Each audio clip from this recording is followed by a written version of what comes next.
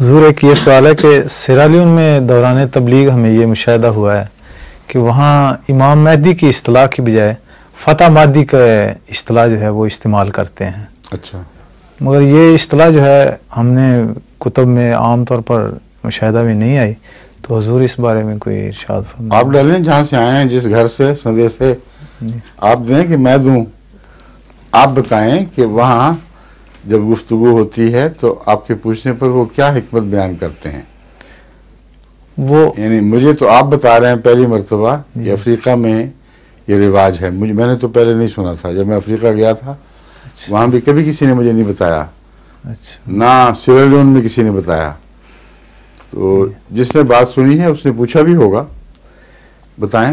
جی، وہ عام طور پر حدیث تو امام مہدی کے بارے میں ہی جو ہیں وہی پیش کرتے ہیں. آپ نے جب یہ معین طور پر ان سے پوچھا کہ تم امام مہدی کی بجائے فتح مہدی کیوں کہتے ہو؟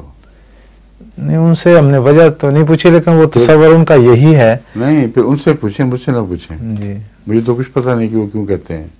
ہو سکتا ہے وہ کوئی حکمت بتائیں. ٹھیک ہے. جی.